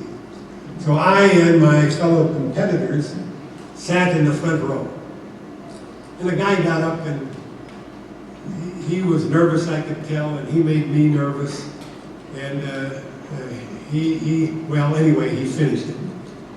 Then a girl got up, and she struggled a bit getting started too, and I thought that I could detect that her knees were shaking. And I looked down, and my knees were shaking. Well, I was a basket case. But anyway, they called my name, and I walked up and I turned around, and I sure wasn't going to look at these people in the front row, my fellow competitors. So I looked up as far as I could, and who do I see sitting about 2/3 of the way back but Olaf Silke from Porter, Minnesota. And he's not smiling, he's not gritting his teeth, he just has that same look he always had on his face. You're doing real well. But today you're going to do better. We worked hard. Now I'm just going to relax and watch and hear you do it. Well, as I mentioned before, it's 61 years ago, and I still don't believe what happened. But anyway, I went through it like a charm, and I received the highest superior ranking in the state for memorized oratory. But I know tonight, just as well as I knew back then, that this wasn't me. This was me and my mentor. A guy that gave me support, encouragement, and I don't want to moralize in a happy deal like this, but every kid, be they boy or girl, should have someone behind them like Olaf Silke, telling them that you're good, but you can be better. Trust me, I'll help you, and you can do anything you want to do. Well, anyway, that brings me to this whole Hall of Fame business. And it's a little awkward for me because I don't know exactly where I fit in. I'm sure glad that we had played basketball and football before the wrestling showed up.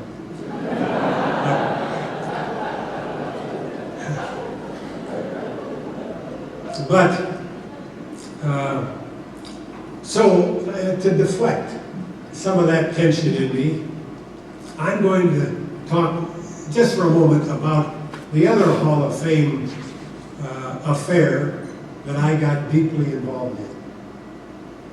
This was the Lake County Sports Hall of Fame. Now, Lake County, Illinois, not many of you are going to be familiar with, but I'll pinpoint it for you. The Great Lakes Naval Training Center is in Lake County, Illinois. The county seat is Waukegan, the birthplace of Jack Benny. Some of you are old enough to remember the old comedian. Well, the Lake County Hall of Fame called, and they asked my wife, Marlene Gazelle Miller, or they told her rather, that she'd been selected for the Lake County Sports Hall of Fame. And she was heartbroken because she had a conflict that couldn't be broken and she couldn't come. And the guy said, hey, that's no problem. Do you have a family member that could come and accept your award and say a few words? And Marlene said, well, I know my husband would be glad to come and accept the award, but I can't guarantee anything on the few words. So if he gets yammering on, just go to hook on him, put on a way back.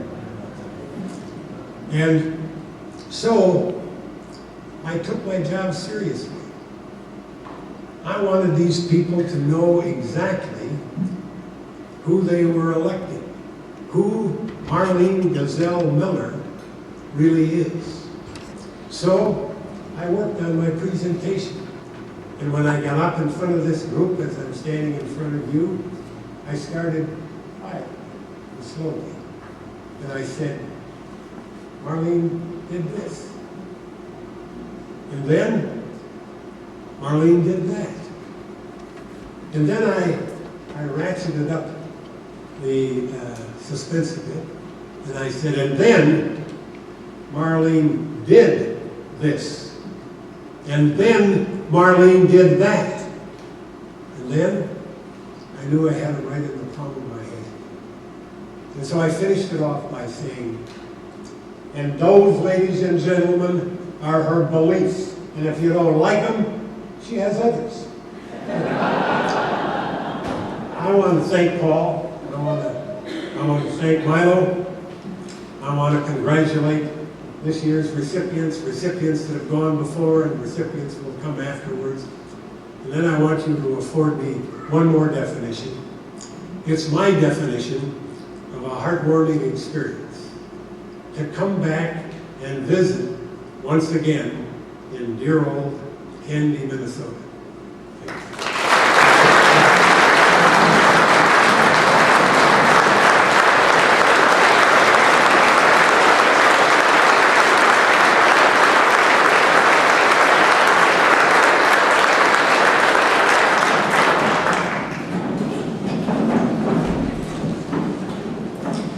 CHS Hall of Famer Bill Reticent joins us from Naples, Florida to present our final inductee for the class of 2011.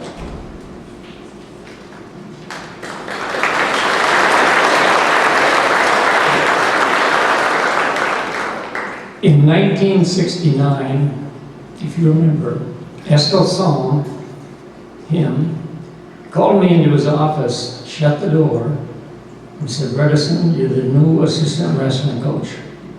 And if you remember Estel, you don't talk back. At that time, Gerry and I didn't know each other very well. So the first day of practice, he gave me two things.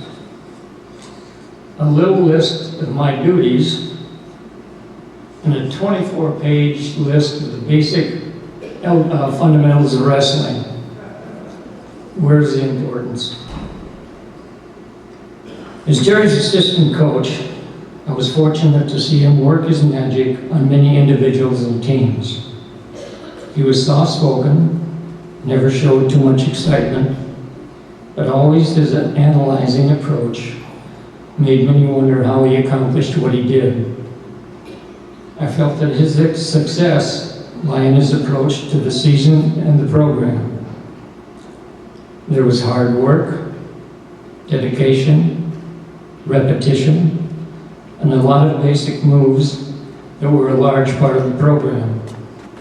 Those factors brought many individual wrestlers into his program. The respect and belief in him was unbelievable. The work ethics and self-confidence that were ingrained in the wrestling room brought many individuals successful on the mat and in their lives after high school. For team success, the ability for Gerry to pull together the individuals into a team at the most vital moments was unbelievable. Gerry's approach to the season was in 3 parts: before Christmas, after Christmas, and tournament time. He wanted the toughest competition possible to learn from it and put together at the end of the year. Tournament time meant emphasis on team, with individual wins as a big bonus. The tradition was started. Just keep building on it. Gerry has done a lot for the wrestling program in Canby, and he has won the respect of all of his wrestlers, parents, and the community with his approach and success. I feel very honored and fortunate to have worked with him and for him. Gerry, as his bio states, was Coach of the Year in 1977, inducted into the Bemidji State Athletic Hall of Fame in '86, inducted into the Minnesota Wrestling Hall of Fame in '90, and was inducted into the chapter of the National Wrestling Hall of Fame in 2005. He is now one more honor to add to this, is being inducted into the Canby Hall of Fame. Congratulations, Gerry.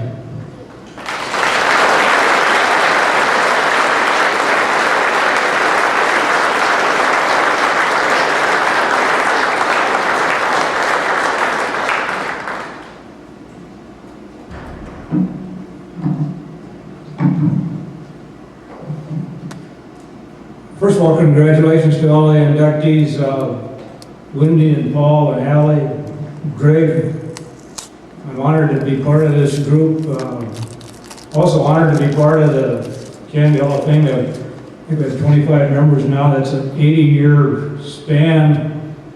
I think Doris Nordham is the only one on the committee that remembers all of them. Paul Miller probably knows them all. Lawrence Ferguson, he goes back further than that.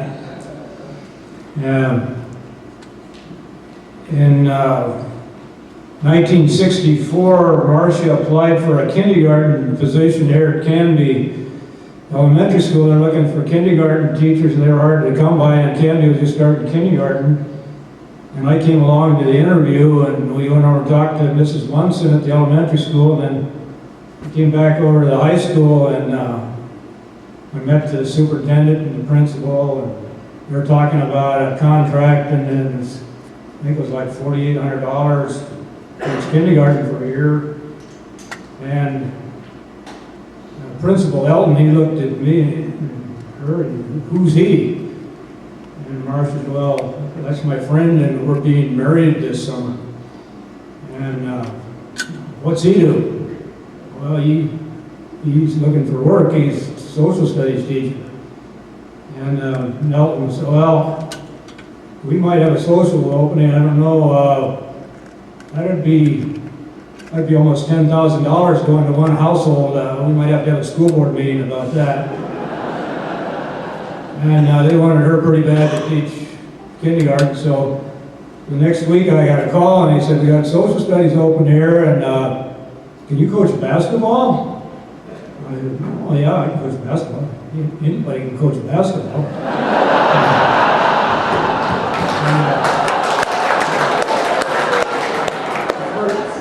First year, I helped him, I was assistant basketball coach, I helped him along with a 2-17 record. And the next spring, then Mr. Son called me in his office, he said, can you coach anything else? And I said, well, I'd like to coach wrestling. And so he talked to the wrestling coach, Dale Roth, and they figured out an opening for me, and I could be assistant wrestling coach. So I helped Dale for a year, and then I really liked it here, and I thought this was a good job. I could see that kids were really into wrestling. The community it was a good place, but I wanted to be a head coach. And so I went down, and we interviewed in Iowa, and I came back and I went into Superintendent Baker's office to resign. And he said, well, why don't you hold off a little bit here? I think maybe that wrestling job is going to open up. And it did. And then I became head coach in 1966. And we had a pretty good group of seniors that year. Brian Gust, Dan Shellick, Dave Hacker, I think Bob Brocker, some of those seniors. I remember Francis Newton, I think he was a senior. And we were pretty good. Tracy, at that time, if you were around Canby in the 60s, you know Tracy, they were just good in everything, basketball, football, and wrestling.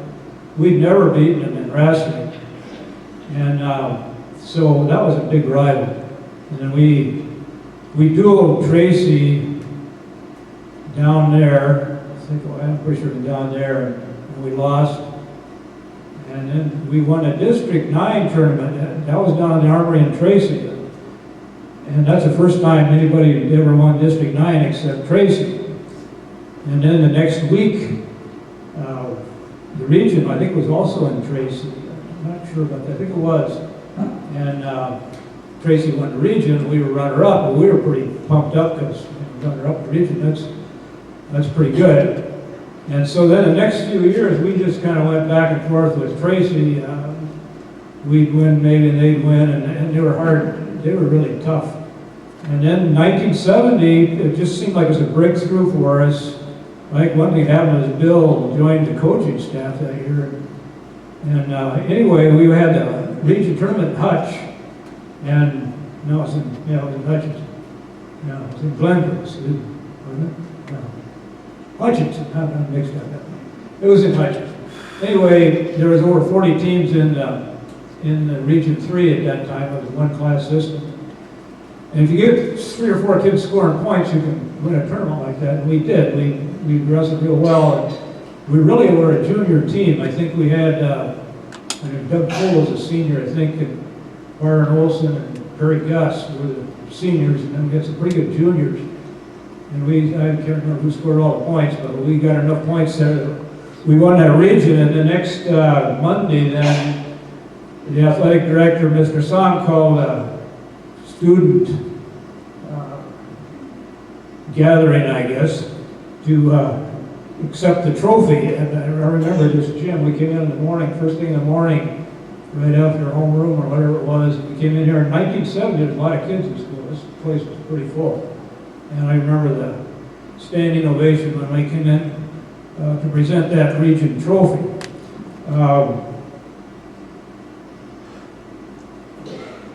The next year we were better. 71, we had those juniors, and we were really solid. I think we lost one dual meet. We won the region again. 73 was another team, undefeated. We had Doug Merritt, Randy Olson, Lauren Hacker was on that team, John Peterson. We were really good. I always wondered, those two teams, 71 and 73, if we'd have had a state dual meet tournament at that time. I don't know, I really don't know where if you won the region, you had an ordinary year, and you had to win the state and have a good year. And, it just seemed to all fall together. And I don't know what the reasons. We had kids that liked to work hard. We had good fan support. School board and athletic director. You think those things are minor, but they're not. They're important. I remember talking to other coaches, and they'd say, "What's going on? Do you get cooperation from your athletic director and your school board?" And, a lot of teams were wrestling on Monday night, and they couldn't wrestle on Friday. That was basketball night. And there's nothing that the wrestling coach hates more than wrestling on Monday. You got to make weight sometimes, and you can't practice on Sunday. So just little things like that. We got our schedule improved, and we were wrestling the best teams we could find. Esposson took over the scheduling, and he said, you guys are pretty good, and you're going to wrestle the best. And so he was scheduling everybody he could find.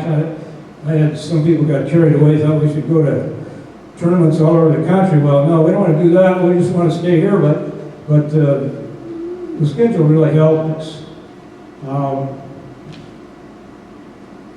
I guess I want to say thank you to 3 people, especially Esposson. He's kind of a unique guy. You kind of like to have him behind you. One time he called me and he said, you're teaching psychology next year. Psychology? I didn't even know how to spell psychology. And I went home and he gave me the book, and I went home and read it. I read the chapter a couple. I can't make anything out. As I went back determined to explain to him that I couldn't teach psychology. I taught psychology the next year. But he was a nice guy to have behind you, and he was really influential to me. Bill Reticent, there's a lot, there's definitely some people in the wrestling program that didn't really care for me, but I don't think there's anybody that didn't like Bill. They all got along with Bill. And I can remember the A and B team always worked out together, and we didn't distinguish. We gave them all the same amount of time on the mat in the practice room, and then we'd make out the lineups, A and B lineups for the dual base. We'd post them on the board there, and if somebody on the varsity got sick or injured or didn't come to school, we had to jerk a guy off the D squad and move him up, and that was expected. But Bill was always right on top of that. If we moved the guy up and there was somebody to move into that B squad, we had to go out with a full B squad. And we'd get to these towns and they'd say, they really didn't remember wrestling campus B squad, and they'd say, well, maybe we'll just have a few exhibitions here tonight. And Bill would say, no, we're wrestling a dual meet, we're going to keep score. And that was important because we had 24 kids that had the responsibility of making weight and showing up and being on schedule and getting used to that, because we wanted to be that deep, and we wanted to stay that way. Also, my wife Marcia, she's really by nature not a wrestling person, but she got to be a big fan, and from November till March, that's what things were built around: wrestling practice and wrestling meets. And she even got knowledgeable enough. She helped. She gave Al Merritt a haircut one time. Sometimes she even gave me some coaching tips. And I guess in closing, I'd like to thank the committee and all you people that came out and sat through all this tonight. Thank you very much.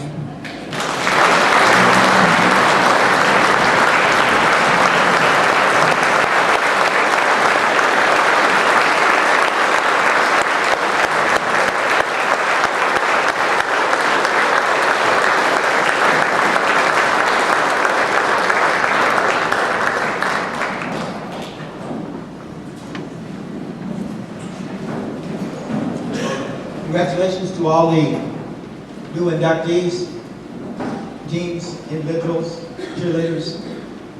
Thank you all for coming. A couple of thank yous. Superintendent Hacker for assisting in the setup and doing programs for the committee.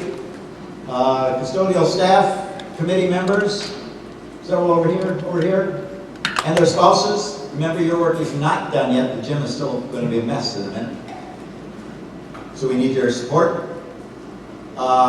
All fans of Lancer activities, remember you can nominate athletes, coach, contributors by picking up the forms at the school office. Anyone have any other items to address? Good night and drive safely. Thank you for coming.